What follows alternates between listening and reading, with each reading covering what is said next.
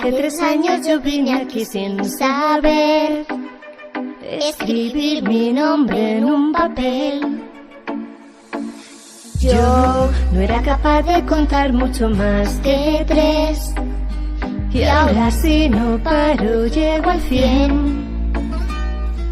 Sé que he sido feliz. Es Paola Andrade, soy estudiante en la Universidad Estatal de Bolívar de la carrera de Educación Básica, quinto paralelo A. Les saludo desde la provincia de Bolívar, Cantón Guaranda, y anhelo que todos ustedes se encuentren bien. El día de hoy vamos a testificar que los niños y niñas sí aprenden mediante el entorno que les rodea, pero para ello es necesario conocer cuál es la diferencia entre el entorno y el medio. El entorno, según Zacarías Maldonado 2005, puede establecerse como un macro contexto donde intervienen elementos, relaciones, acontecimientos, espacios y condiciones. El mismo autor, en cambio, nos da a conocer que un medio es un microescenario, en cambio, pero más humanizado, geográfico y físico, donde nosotros como seres humanos adaptamos un conjunto de valores, principios e inclusive se da la división de la organización política y social.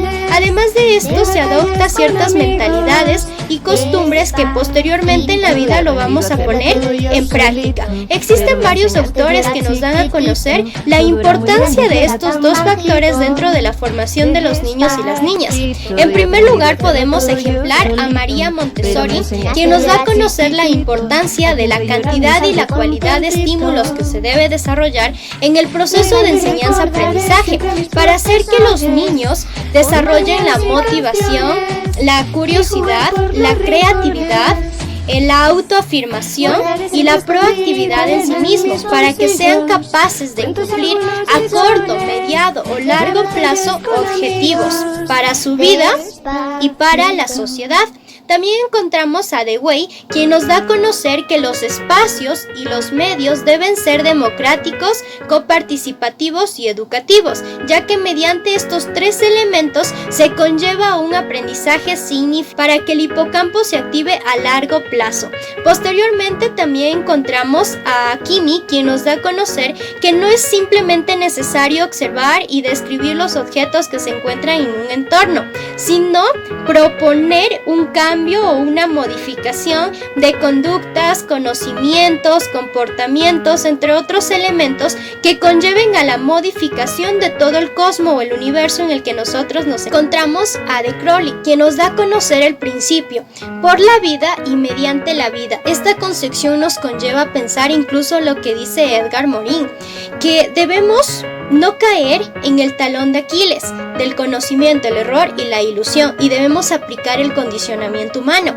Pero este condicionamiento humano, ¿a qué nos conlleva? Por ejemplo, a valorar lo natural, el entorno físico, geográfico, para posteriormente relacionarle con la trinidad humana, la especie, el individuo y la sociedad, y así posteriormente forjar la vida adecuada que requiere el ser humano, tanto en la teoría del conocimiento epistemológico, ontológico, y así eliminar aquellos dogmatismos que se han creado como tipo de paradigma desde la antigüedad. Entonces, todos estos autores recaen en la importancia de un medio y un entorno como 2 elementos fundamentales para la vitalidad, la armonía y el crecimiento neurocognitivo y axiológico de los niños y niñas durante toda su etapa de vida. Muchos de nosotros tal vez nos hemos preguntado qué influye más, la herencia genética o el medio. Para ello, el psicólogo John Cobb nos da a conocer que la herencia genética es la relación entre fenotipos y genotipos. Fenotipos como características o caracteres físicos que vamos a heredar después del periodo de fecundación, y posteriormente los genotipos como la transferencia de material genético que se da en aquel proceso ya mencionado anteriormente. Debemos recordar que nosotros como seres humanos estamos formados por 46 cromosomas, es decir, la división de 23 cromosomas de nuestro padre y 23 cromosomas de nuestra madre. Al mencionar esto, se puede testificar que nosotros como seres humanos tenemos un ovocito principal entonces de 46 cromosomas, y al darse un periodo de concepción entre el óvulo y el espermatozoide para la herencia genética que va obviamente a permitir el desarrollo intelectual, cognitivo y social de un individuo, estos se dividen a través de un proceso de la meiosis y la mitosis. Si este proceso no se da correctamente o existe una homogénesis entre lo que es un cromosoma con el otro, van a existir ciertas deficiencias o trastornos, como es el síndrome de Down, el cual surge a través de diferentes concepciones científicas, pero hasta hoy en la actualidad no existe una explicación clara, pero lo podemos determinar como la duplicación del cromosoma 21, o también se estudia a partir de 2 dimensiones. La primera tenemos la translocación.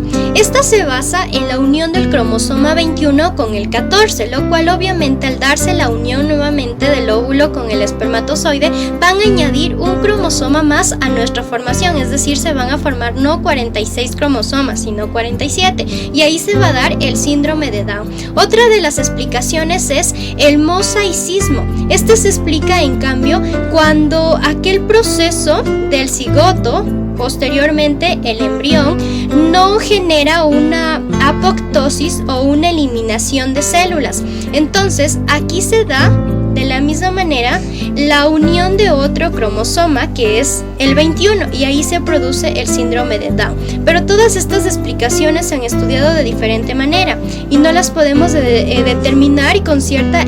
Posteriormente de lo que es la herencia genética, nosotros necesitamos de un entorno muy importante que va a representar la primera escuela de la vida de cada uno de nosotros, que es la familia.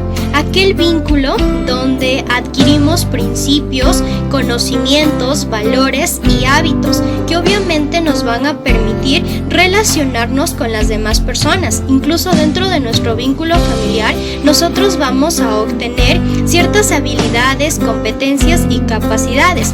Para ello, David Sousa y la psicología de Morris establecen que la familia en sí, desde el desarrollo del embrión, debe estimular el cerebro de un niño, ya que de aquí parte su formación íntegra para el futuro. Por ejemplo, se puede utilizar el efecto madre, efectuar lecturas, o el padre tocar la guitarra o entonar una melodía, ya que esto conlleva al niño a que él desarrolle futuro ciertos gustos por la música, la lectura, entre otros aspectos. Debemos reconocer que el entorno familiar actual ha cambiado. Como lo dice Luis García, el entorno del pasado por lo general estaba envuelto en armonía, convivencia e inclusive integridad que la propia familia establecía para poder tener confianza con sus hijos, resolver problemas. Incluso la mesa era símbolo de respeto, donde se conocía ciertas dificultades que los hijos tenían. Pero hoy en la actualidad no es así. Vivimos en un mundo tan complejo que incluso la primera escuela de vida o de formación ha cambiado. Hoy en día los padres consideran que cubrir los caprichos de sus hijos es suficiente para darles felicidad, y no es así. Inclusive hoy no se puede observar niños y niñas que compartan con su propia comunidad, jueguen, tal vez desarrollen sus habilidades motoras, ni nada. Estamos envueltos en 4 paredes donde una computadora o un dispositivo electrónico ha dañado nuestra conducta. Científicamente está comprobado que las personas que no efectúan una actividad o simplemente basan su vida en un hábito de ocio, lo que hacen es afectar sus neurotransmisores, especialmente la dopamina, que pasa de ser aquel neurotransmisor de felicidad a simplemente una alegría de placer, la cual se adquiere mediante aspectos psicópatas, inclusive robos, o ahí es cuando la persona cae en la drogadicción, el alcoholismo o sus vicios.